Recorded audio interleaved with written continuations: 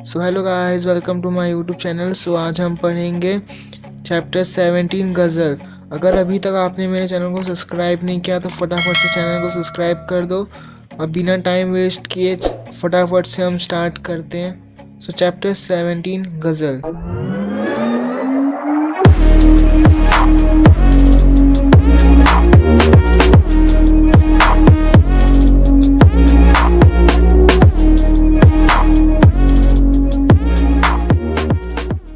शब्दार्थ: राह, रास्ता, पथ, मुश्किल, परेशानी, मुसीबत, संघर्ष, संप्रदा, प्रयत्न, होड़, चेष्टा, रोशनी, प्रकाश, ज्योति, जहाँ, जमाना, संसार, दुनिया, जगत, विश्व, मदमस्त, निश्चित, मुहावरे, सीना तानना, स्वाभिमान से भरपूर होना, मुकाबले को तैयार, दिलों में पलना, बेहद प्यार पाना, बेहद सम्मान पाना, दो हाथ करना, युद्ध करना, लड़ना, इतिहास होना, अमर होना, अद्वितीय काम करना, स्वाध्याय।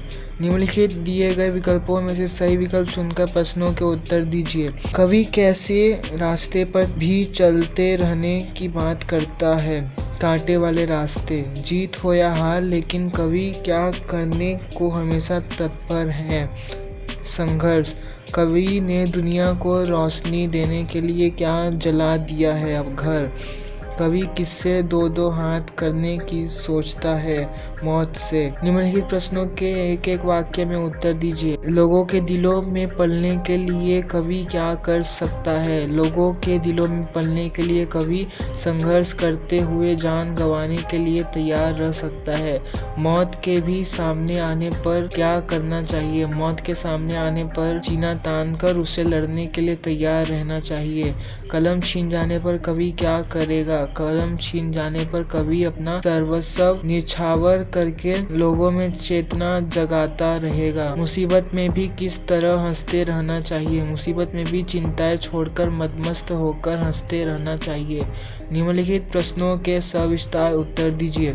सुख शांति के लिए कवि क्या करना चाहता है? कवि संसार में सुख शांति चाहता है। इसके लिए संघर्ष करने में वह अपने आप को खपा देने को तैयार है, यहाँ तक कि उसे अपना सर्वस्व न्यौछावर करने में भी कोई संकोच नहीं है। लोग उसके मार्ग में कितने भी व्यवधान डाले, कभी उनकी परवाह किए बिना अपने लक्ष्य पर बढ़ता रहेगा।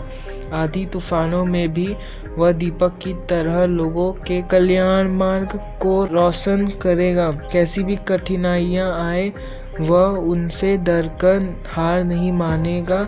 मौत आएगी तो उसका भी वह सीना तान कर सामना करेगा। वह किसी भी अन्याय के सामने नहीं झुकेगा। इस तरह सुख शांति के लिए कवि हर तरह का संघर्ष करते हुए अपना बलिदान देना चाहता है। मनुष्य का जीवन संघर्ष से भरा है। कविता के आधार पर स्पष्ट कीजिए। मनुष्य का जीवन कांटों भरा मार्ग है। इसमें कदम कदम पर व्यवधान आते हैं। आंधी तूफान जैसी भयंकर परिस्थितियां जीवन मार्ग को कठिन बना देती हैं। कठिन संघर्ष में अपने आप को खपा देने के लिए तैयार रहना पड़ता है। कभी कभी तो संघर्ष करने के साधन भी छीन जाते हैं और अन्याय से लड़ते हुए जान गंवाने की नौबत भी आ जाती है और हमें योद्धा की तरह मुसीबतों का सामना करना पड़ता है। इस प्रकार मनुष्य का जीवन तरह तरह के संघर्षों से भरा है। आश्चर्य स्पष्ट कीजिए। आंधियों में भी दिया बनकर के मैं जलता रहूंगा। आंधी में बहुत शक्ति होती है, उसके सामने मिट्टी के मामूली दिए की कोई औकात नहीं होती। इसके बावजूद मामूली दीपक तेज आंधी में भी जलते रहने का अपना धर्म निभाता रहता है। भले ही वह बुझ जाए, नष्ट हो जाए। लेखक भी इसी तरह बड़ी से बड़ी मुसीबत का सामना करते हुए संघर्ष करते रहना चाहता है, भले ही इस प्रयास में उन्हें मिट जाना पड़े। जीत हो या हार, पर संघर्ष में करता रहूंगा। मुश्किलों का सामना करने में सफलता और असफलता दोनों ही मिल सकती है, इसीलिए संघर्ष करने में इस बात का विचार नहीं करना चाहिए कि इसमें केवल जीत ही हासिल होगी। मुख्य बात है सामना करना अर्थात संघर्ष करना। इसीलिए कवि फल की चिंता किए बिना संघर्ष करते रहना चाहता है। काव्य पंक्ति पूर्ण कीजिए। मैंने अपना घर जलाकर डैश डैश इसीलिए मरता रहूँगा।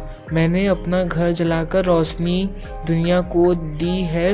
मिल सके सुख इस जहां को इसीलिए मरता रहूँगा। हाथ से मेरा कलम भी डैश डैश गीत मैं लिखता रहूँगा। हाथ से मेरे कलम भी छीन ले चाहे जमाना, फिर भी अपने खून से तो गीत मैं लिखता रहूँगा। पर्यायवाची शब्द लिखिए। कांटा, सूल, दिया, दीपक, हमेशा, सदा, डर, भय, जीत, जय, हार, पराजय। विलोम शब्द लिखिए। डर, निर्भयता, हमेशा, कभी कभी। कांटा, फूल, रोशनी, अंधेरा, मुश्किल, आसान।